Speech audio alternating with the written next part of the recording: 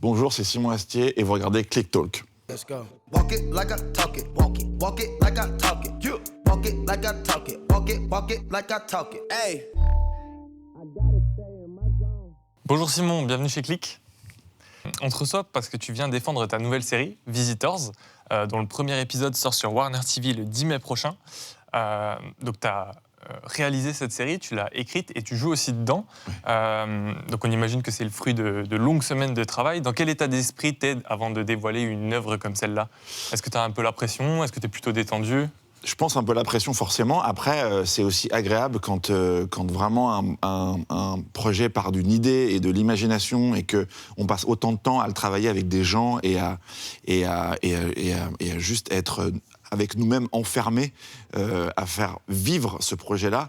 Quand on le décroche de nous, du cœur limite, et qu'on le donne aux gens, il y a un petit accouchement qui est difficile, mais après, c'est hyper important parce que ça nous permet de pouvoir envisager d'autres saisons, d'autres projets et de couper ce lien extrêmement affectif. Donc, c'est autant excitant dans le bon sens que dans le mauvais, mais c'est un moment qui est hyper important. Et en plus, quand on fait des avant-premières en public pour des séries télé, on a la chance vraiment d'avoir les gens qui sont là et qui réagissent en live, ce qui est quand même très rare quand on fait de la télé. Pour qu'on ait une idée un petit peu, ça représente combien de temps de travail, une série comme celle-là, une première saison d'une série comme celle-là ? Alors, c'est une série qui a beaucoup d'effets spéciaux. On a inventé quand même une ville, un monde dans lequel il fallait quand même tout créer de zéro. Donc, ça prend plus de temps que quelque chose de très urbain, contemporain, réaliste, on va dire. Donc, ça prend, entre l'écriture, le tournage, le montage, ça prend quasiment 2 ans. Ok.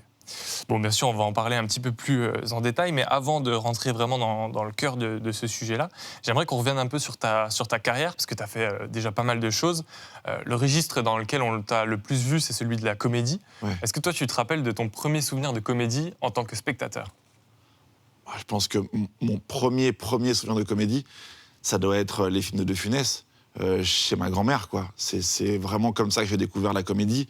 On n'imagine pas tout de suite ça quand on pense à cet acteur-là, mais il a cette espèce de sérieux dans la drôlerie, le côté pointu, le côté jeu droit à froid, et puis surtout les personnages de comédie qui sont pas des gens très forcément fréquentables.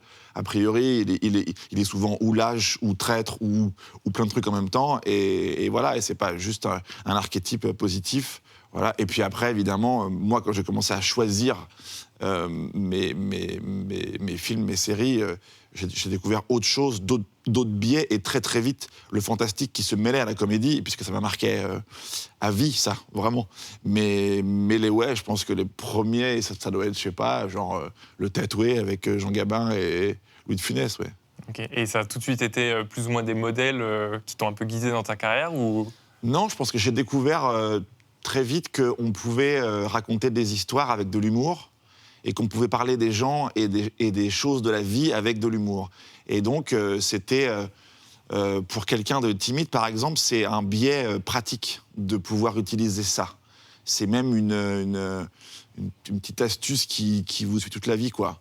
Voilà. L'humour, c'est une manière de pouvoir créer une espèce de proximité, ou même aussi de mettre un peu de distance parfois, parce que ça reste très pudique.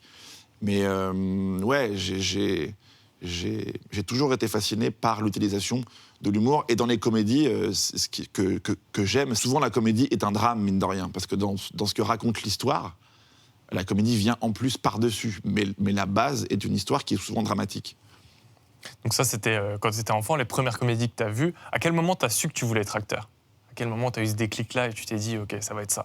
Acteur, jamais. Je me suis jamais dit que je voulais être acteur. En vrai, hein, jamais. Je me suis toujours dit... J'ai commencé à réaliser mes premiers sketchs avec mon caméscope quand j'avais 12 ans. Et après, j'ai fait des courts-métrages avec mes copains, de plus en plus chiadés, entre guillemets, jusqu'à au lycée. J'avais l'option cinéma, qui avait un coef très lourd à l'époque. Ça m'a bien servi d'ailleurs. Mais j'ai toujours voulu raconter des histoires et emmener des gens dans des aventures. De dire, hé, les gars, venez, on fait ça, quoi. Voilà, on prend une caméra, on va dans la forêt, on tourne des trucs comme s'il y avait un mystère, et on joue, on improvise, et on va... Voilà. Et j'ai toujours aimé faire ça. Et le métier d'acteur, je le vois plus comme un jeu, bizarrement, puisque c'est pas quelque chose que je fais au quotidien. Là, je viens de faire 8 mois de théâtre, mais c'était pas programmé, en fait. C'était juste que, d'un coup, il y a un virage qui s'est fait vers ça, parce que le projet était chouette. Mais je vois le jeu, comme un pur jeu, pour le coup. Donc, dès ce départ, il y a eu cette dimension de réalisation. C'était vraiment ce qui a pris. Oui, tout de suite. J'aime vraiment qu'on me raconte des histoires. Vraiment, ça. Et puis surtout, moi, j'étais un enfant d'acteur qui était vraiment jamais à la maison.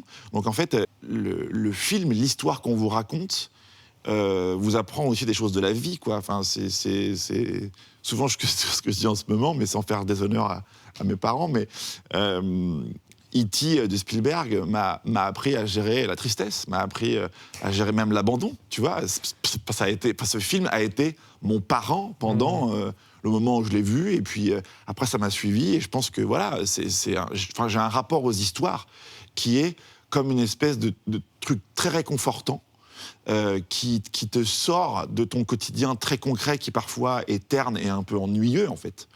Donc c'est quelque chose qui permet de voyager au-delà, de te dire que les limites sont plus des limites, et effectivement, dès que ça parle un peu d'imaginaire, dès qu'il y a un peu des choses fantastiques hors du réel, eh ben oui, j'ai tendance à vraiment plus rêver encore. Tu t'en as parlé un petit peu, tu as grandi dans une famille de comédiens, ton père et ta mère sont acteurs, et aussi ton demi-frère. Comment c'était de grandir dans cet environnement-là, dans une famille d'acteurs ? Alors moi, j'ai pas grandi avec mon demi-frère, hein, parce qu'on n'était pas de la même maman, donc on se voyait beaucoup pendant les vacances. Mais moi, j'ai grandi avec des gens qui faisaient des spectacles que j'allais voir. Donc d'un coup, j'avais des gens à la maison en pantoufles, et déjà très très jeune, j'ai grandi dans un théâtre, moi, en fait. Et puis je voyais mes parents jouer dans des magnifiques costumes, dans des pièces du théâtre public, surtout, qui est quand même encore un autre univers. Et j'ai grandi dans les coulisses d'un théâtre, avec les enfants des habilleurs, avec les enfants des autres comédiens. Et à 4 heures, on était là, tous, et on courait, on mangeait notre goûter, et voilà, pendant que ça répétait, quoi. Donc j'ai tout de suite, dès mon plus jeune âge, j'ai vu du Pirandello, j'ai vu du Ibsen, j'ai vu vraiment des auteurs qu'on peut ne jamais voir dans sa vie, clairement. Mais j'ai été confronté à mettre en place tout ça. C'est énormément de travail. Voilà. Et c'est ce que ça m'a appris le plus, de vivre dans une famille comme ça. C'est que le travail est une espèce de ligne qui fait que quand il faut monter sur scène et avoir une performance pendant 2 heures, elle doit être carrée, en fait. On n'a pas le droit à l'erreur. Et ça pousse à être bon sur le moment, et ça, c'est que du travail, de la répétition. Et c'est vrai que c'est ça que ça m'a appris. Et puis j'avais des parents qui étaient extrêmement ouverts à toute la culture. Donc en fait, puis j'avais la chance de croiser des acteurs qui venaient du monde entier, voilà, ça m'a ouvert les yeux vers un monde de création, et la création était festive quand on a bien travaillé et qu'on a joué, mais avant, c'est du travail, que du travail. En fait, finalement, le fait de côtoyer des acteurs assez jeunes, tu t'es senti à l'aise un peu dans ce monde-là assez tôt, quoi. En tout cas, ce qui m'a plu chez les acteurs, c'est que dans la vraie vie, souvent, ils sont une personne, et quand ils jouent, il y a plus de timidité, on n'est plus introverti, on n'est plus gauche, on n'est plus manche, on peut se sublimer, en fait. Et moi, j'étais un garçon très timide, en plus j'étais bègue, donc vraiment, c'était vraiment nickel pour le coup. Et cet exemple-là de se dire, en fait, on peut se sublimer, et ce mot-là m'a suivi un peu toute ma vie, la sublimation, quoi, utiliser tout ce qui nous arrive de bien ou de mal pour s'en servir comme une énergie, quoi, comme un réacteur qui vous propulse. Ouais, c'était fascinant de se dire, on peut avoir du mal à s'exprimer dans le quotidien, mais il y a un autre biais d'expression. Voilà, et ça, je crois que ça m'a rassuré sur l'existence, profondément. Et ça a fonctionné un peu comme des vases communicants. Le fait d'être de plus en plus à l'aise dans le jeu t'a permis notamment de surmonter cette difficulté-là, d'être bègue. Ouais, okay. Oui. Ouais, et puis, vraiment, l'écriture, le jeu, la mise en scène, ce sont des biais différents d'expression. On peut vraiment exprimer des choses, vouloir des choses très intimes, sans les dire littéralement, quoi. Juste en montrant des images, en écrivant des répliques qui veulent dire d'autres choses. Ouais, moi, j'ai trouvé ça formidable qu'on puisse s'exprimer autrement que par la juste parole et les mots, juste les mots qui sortent de la bouche. Je trouve que parfois, c'est très limitant. On peut échanger de 1000 manières. Donc tu fais tes débuts en côtoyant des acteurs, en allant au théâtre, en réalisant des courts-métrages. Et puis, un beau jour, tu as ton premier rôle sur grand écran, donc le film Mariage, qui a eu quand même un certain retentissement. Quand tu as vu pour la première fois ton nom sur une affiche de cinéma, quel effet ça t'a fait? C'était un souvenir très fort ou tu savais quelque part que tu allais finir comme ça? Non, je me suis jamais... Mais vraiment, hein, je me suis jamais vu... Pour moi, acteur, c'était pas du tout une ambition. Parce que moi, j'ai très très peur d'être chez moi et d'attendre qu'on m'appelle, en fait. C'est une angoisse absolue. Donc c'est pour ça que je fais des choses, tu vois. Donc, mais j'étais vraiment touché. Parce que d'un coup, j'ai 19 ans et je me retrouve sur un plateau avec Mathilde Seigné, Jean Dujardin, ma mère, c'est Miu Miu. Et je fais wow. Et en fait, je me retrouve concrètement à jouer avec des gens que j'ai vus 1000 fois à l'écran et je me rends compte que c'est au final pareil. Ce qui nous relie tous, c'est le travail, en fait. On travaille ensemble, on fait une scène. Oui, on se dit bonjour, c'est un peu gauche, c'est maladroit. Moi, j'étais encore timide de ouf et tout, mais on se met tous ensemble dans une pièce, on doit créer une scène tous ensemble, et là, d'un coup, c'est un point de rencontre qui est autre. En fait, ouais, t'as joué, après ça, tu as joué dans d'autres films, au cinéma, dans des téléfilms, des web-séries, mais tu le disais, tu as aussi fait du théâtre. Est-ce qu'il y a une forme de comédie que tu préfères, ou finalement, le jeu, ça reste le jeu, et c'est quelque chose que tu apprécies sous toutes ses formes? Moi, j'aime bien tout jouer. Après, je me sens pas capable de tout jouer, mais j'aime bien tout jouer. Là, on va dire que maintenant, j'approche de 40 ans et que j'ose jouer des choses plus intimes maintenant. Là, j'ai vraiment, quand je joue le discours de Fab Caro au théâtre, je parle maintenant à mon âge d'angoisse, d'anxiété. Et comment est-ce que quelqu'un peut plonger dedans et comment est-ce qu'il en ressort aussi vite. C'est-à-dire que il a une faiblesse, il a une béance, et puis d'un coup, il a aussi une capacité à pouvoir percevoir un éclair de lumière et à dire « Ok, je peux remonter aussi ». Ça me raconte mais tellement, et ben j'ose le jouer maintenant. Ça n'a pas été facile, parce qu'il faut travailler ça au quotidien, et des fois tu rentres et tu te dis « Waouh, c'est peut-être un peu dur pour moi de jouer ça ». Mais c'est pas grave, j'ai aimé le jouer et l'assumer. Et c'est pareil, dans cette série-là qui sort, il y a de la comédie, mais il y a aussi énormément de mélancolie. C'est des personnages qui ont une forme de mélancolie, tous, et qui sont confrontés ils sont tous en train de se dire on passe un peu à côté de notre vie, et il y a un truc qui arrive du ciel, qui vient les secouer, et ils doivent changer, être des meilleures versions d'eux-mêmes, quoi. Et ça, je trouve que c'est les questions que je me pose tous les jours. Donc, mais j'ai l'impression quand même que dans le jeu, pour se sentir bien, moi, j'ai besoin d'aller chercher des trucs que j'ai vécu ou traversés. Évidemment, si demain je joue un physicien nucléaire, j'aurais rien vécu, mais le physicien nucléaire, il aura forcément vécu un truc humain que j'aurais, moi, connu, quoi. Voilà, donc j'irai puiser là-dedans. Pour reprendre un peu le fil chronologique et terminer un petit peu sur cette partie-là, en 2021, il y a un film très attendu qui est sorti, donc c'était Kaamelott premier volet, donc ça c'était le film, et c'est arrivé bien après la série. La série, elle est terminée depuis 13 ans maintenant, mais elle reste culte pour énormément de monde. Qu'est-ce que, d'après toi, Kaamelott a apporté au paysage de la série humoristique française? Je sais pas, moi je me souviens que quand la série est arrivée, on se disait, mais déjà, comment c'est possible qu'on soit à l'antenne avec un truc comme ça? Mais vraiment, hein, c'est-à-dire que quand on voyait les studios, quand on se disait, mais c'est fait avec il n'y a pas de référence, vraiment, c'est tellement foutraque, mais tellement tenu par Alexandre, et puis on se disait, mais Alexandre a tellement de conviction dans son projet à tous les postes, il sait ce qu'il veut, donc on le suit à mort. Et c'est vrai que moi, j'aurais jamais imaginé que ça puisse parler aux gens comme ça, parce que souvent, le risque, c'est qu'en télé, on vous demande d'aller chercher un maximum de cibles. Et là, lui et moi et plein d'autres, en fait, on fait des projets qui nous parlent à nous, avant de parler aux gens. Tu vois, on se dit, mais comment est-ce qu'on peut être ardent et pertinent dans ce qu'on raconte? Si ça nous est fidèle à nous. Et après, on le donne aux gens. Et en fait, c'est fou de voir à quel point c'est devenu un phénomène. C'est en quelques mois, il y avait encore ça fait vraiment une phrase de vieux, mais il y avait vraiment le Virgin Megastore sur les Champs-Élysées qui était rempli de monde pour les dédicaces. Et il y a eu un phénomène de fou. Et c'est vrai que encore aujourd'hui, les gens ont été accompagnés par cette langue, ce ton.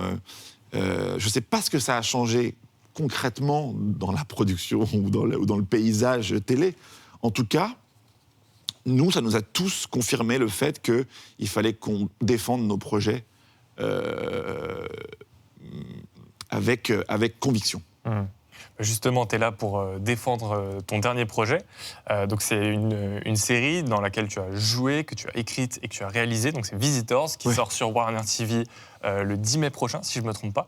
C'est leur première création originale française. Pourquoi avoir décidé de travailler avec eux et pas avec une autre chaîne ou une autre plateforme ? La marque Warner, c'est une marque qu'on connaît tous historiquement. Le logo nous replonge immédiatement dans les standards de la culture, de la pop culture comme on dit maintenant, mais en tout cas tout le cinéma des années 90, moi, avec qui j'ai grandi. Le mariage entre le producteur Stéphane Drouet, qui, pareil, vient de cette culture-là, eux et moi, on se rend compte maintenant qu'il est presque logique, quoi. On est dans une salle de classe, on se serait repéré du coin de l'œil et on aurait été potes au bout de 3 récrés, quoi, c'est sûr. On a une vision qui est cohérente, on a une manière... moi, c'est la première fois que je travaille sur une série où, au final, mes diffuseurs sont autant mes partenaires que mes diffuseurs. C'est-à-dire que quand on a tous envie de faire la meilleure série possible, Warner devient un autre guichet en France, c'est une autre manière de faire des projets. Ils ont lu mon projet, ils m'ont dit « OK, go », et ils ont été derrière en disant « OK, on est là ». Et puis souvent, t'écris un truc et puis ils te questionnent dessus, et puis c'est que une espèce d'échange qui se fait comme ça et qui est vachement intéressant. C'est vachement intéressant d'avoir des gens qui comprennent le projet qu'on veut faire et qui le mènent jusqu'au bout. Et je pense que oui, c'était les meilleurs partenaires. Bon, pour que les gens aient une idée un petit peu de ce dont on parle, je te propose de regarder la bande-annonce. Sûr. Priorité à l'info sur WKP News. Un objet venu du ciel se serait écrasé. Le chef vient d'appeler. Il a besoin de toi. Tu viens d'arriver, petit. À ta place, je ferai profil bas. Police de Pointe-Claire. Qu'est-ce qui a disparu? Il se passe des choses étranges en ce moment. Dans la forêt, j'ai vu Dans cette série, tu joues le rôle d'un flic qui est très isolé parce qu'il a vu des choses incroyables, mais il n'est pas forcément pris au sérieux, que ce soit par ses collègues de la police, par sa femme, par ses amis. Forcément, au début, on pense un peu à Don't Look Up. Et puis après, il y a plein de références à Alien. Globalement, c'est une série qui a l'air d'être très, très référencée. Quelles étaient tes références quand tu as commencé à l'écrire ? Dans cette série, pour moi, il y a la menace un peu à la Gremlins aussi, surtout. C'est-à-dire le méchant avec qui on ne peut pas négocier, avec qui on ne peut pas discuter, qui n'a pas de background de méchant, c'est juste une créature qui veut vous choper. Et puis, j'ai même poussé le truc jusqu'à en avoir des vrais sur le plateau, pilotés, avec du vrai slime qui coule. Enfin, voilà, c'était vraiment pour rendre hommage aussi à cette génération de films-là. Et puis après, il y a aussi un côté... moi, j'ai été bercé par X-Files aussi, qui était une série qui ouvrait, pareil, les univers à l'infini, dans le sens où c'était... Ils enquêtaient dans des petits bleds, comme mon petit bled, sur des mystères qui allaient du vampire aux aliens, à plein de trucs, quoi. Ouais. Et isolés, toujours, ouais. Et puis souvent un peu de nuit aussi. Voilà, c'est des ambiances que j'aime bien. Je trouve que on se frotte un peu les mains en se disant, il fait nuit, il y a un mystère, et on va voir des ombres passer, quoi. Moi, ce qui m'a vraiment marqué et que j'ai trouvé très intéressant dans cette série-là, c'est cet alliage entre un humour qui a l'air d'être assez influencé par des codes un peu Internet et en même temps cette narration de thriller très équilibrée. Je trouve qu'il y a un bon équilibre en fait entre l'intrigue et l'humour qu'on va essayer de faire passer. On est quand même happé par l'histoire et en fait on évite cet écueil-là qu'on pourrait avoir d'avoir une longue blague. Comment est-ce qu'on construit cet équilibre-là ? Alors, c'est vrai que je pense que c'est l'histoire avant tout. Il faut vraiment que ce soit l'histoire avant tout. Et dans une série fantastique, il faut qu'il y ait la tension aussi avant tout. L'histoire et la tension. Et l'humour, moi j'aime bien l'humour à froid. Quand, dans Shaun of the Dead, ils arrivent à faire un film de zombies qui est aussi drôle, mais à l'équilibre parfait, c'est que je pense que effectivement, jamais on ne s'arrête pour dire c'est le moment marrant. Parce que déjà, je pense qu'on ne sait jamais quand c'est marrant. En vrai, c'est vraiment les gens qui se marrent et c'est compliqué de prévoir. Parce que sinon, ça devient un effet. Voilà. Et en fait, j'évite les effets. Je préfère me dire qu'il y a une histoire, il y a des personnages qui, parfois, ont un décalage avec la situation ou entre eux, mais c'est jamais au détriment de l'histoire. C'est toujours un truc en plus. Et pour moi, il faut qu'on puisse enlever la comédie et qu'il y ait une histoire qui reste aussi dense et intéressante à suivre. On l'a vu un petit peu dans la bande-annonce, il y a un casting qui est assez varié. On retrouve notamment des gens qui ont grandi sur YouTube, comme Grégoire de Ludic et David Marseille du Palma Show. Il y a aussi Jérôme Niel, l'humoriste Arnaud de sa mère. Est-ce qu'aujourd'hui, le cinéma, c'est un art où tout le monde se côtoie ? Où il n'y a plus vraiment de barrière de qui... Le point commun de tous ces gens, c'est que c'est des acteurs et que c'est des grands acteurs. Voilà. Et ils jouent, en fait. Voilà, et c'est ça en fait qui nous rassemble. Et puis après, il y a Florence Loirecaille du Bureau des légendes, qui vient d'un autre univers, qui a fait aussi beaucoup de cinéma, plus d'auteurs aussi. Tiffaine Davio, qui est pareil, qui est une actrice qui vient aussi du théâtre et des séries plus drama. Et en fait, je trouve que à force de tous se côtoyer, moi, quand j'écris une histoire, j'imagine des gens, et en fait, si le projet a une vraie identité, s'il est singulier, tout le monde vient amener ce qu'il est lui à travers sa partition, et ça crée une espèce de mélange de gens qui viennent de partout. Donc c'est pas de l'entre-soi, quoi. C'est vraiment des gens qui viennent de partout, et ça se mélange, ça se croise. Et on est tous au service d'une histoire, et on y croit tous. Donc voilà, ça se crée, quoi. Mais j'adore faire se rencontrer des gens qui viennent d'endroits très différents. C'est intéressant que tu parles de partition parce que je trouve que chaque acteur a un peu l'espace d'être lui-même. Je pense notamment à Jérôme Niel, donc, qui joue le rôle d'un journaliste de Duplex, qui fait vraiment des blagues à la Jérôme Niel, ou même à Jérémy Dethelot, qui est un de tes collègues flics. Comment est-ce que l'écriture des dialogues s'est déroulée ? Est-ce que toi, tu leur as laissé de l'espace pour modifier un peu ce que tu avais écrit, ou est-ce que vous en avez discuté ? Comment ça s'est passé ? Ça dépend des personnages, en fait. Il y a des personnages qui doivent servir l'intrigue, la tension, et là, on ne peut pas se remettre d'eux. Moi, j'ai beaucoup travaillé l'improvisation. J'en ai fait beaucoup sur scène pendant très longtemps. Et c'est vrai que l'improvisation donne un sentiment de sécurité absolue quand on est en jeu. Parce qu'il peut se passer n'importe quoi, on sait rebondir. Et ça, c'est assez chouette. Je pense que dans une série, c'est compliqué d'improviser parce que, mine de rien, il ne faut pas qu'on déroge à un ton global. Donc... Par exemple, oui, Jérôme, sur des prises, il tente des trucs, et puis quand ça me fait marrer, je le garde, évidemment. C'est-à-dire que c'est pas non plus quelque chose de sévère à ce point-là. Et puis après, j'essaye d'écrire pour les gens qui viennent chez moi aussi, dans le sens où, sans reproduire ce qu'ils font ailleurs. Oui, j'essaie d'imaginer comment ils vont le dire, quoi. Enfin, en tout cas, j'essaye de leur donner une partition que j'aimerais les voir jouer. Il y a aussi une autre chose, c'est qu'il y a un petit peu ce côté parodie de films de série B. Mais ce qui est important quand on parodie, c'est d'aimer le genre qu'on parodie. Est-ce que toi, c'était ton cas ? Est-ce qu'il y a beaucoup d'inspiration de films que tu as beaucoup regardés et tu t'es dit, OK, j'ai envie de faire un petit truc dans cette fibre-là, mais en même temps, ajouter beaucoup d'humour, être dans une sorte de format hybride comme ça ? En fait, alors moi, la parodie, j'ai l'impression, quand on en parle... en France, c'est vrai que c'est un genre qui n'existe pas vraiment ici. Je me sens pas parodique dans ce que je fais là parce que j'aime trop le genre. Et en fait, ma menace, c'est une vraie menace. Ce qui se passe entre les gens, c'est des vraies problématiques qui se passent entre les gens, dans le sens où je pense qu'il y a plein d'hommages. C'est vraiment une déclaration d'amour à moi, ce qui m'a le plus marqué étant enfant. Donc on a dit Gremlins, on a dit X-Files, on peut rajouter les Ghostbusters, on peut rajouter effectivement tout Spielberg, on peut rajouter même de Famille Adams, de Men in Black, tout ce qui a été le cinéma qui m'a bercé. Mais le point commun entre tous ces films-là, c'est que ils se permettent de l'humour dedans, sans que ça soit sale, tu vois, ou sans que ça rentre dans une catégorie unique. Et c'est ça que je trouve intéressant, c'est de pouvoir, mais comme, enfin, je pense que c'est basique ce que je vais dire, mais dans une journée, on vit tellement de sentiments. Tu vois, on vit une trahison, une joie, une peur, une défaite, une victoire.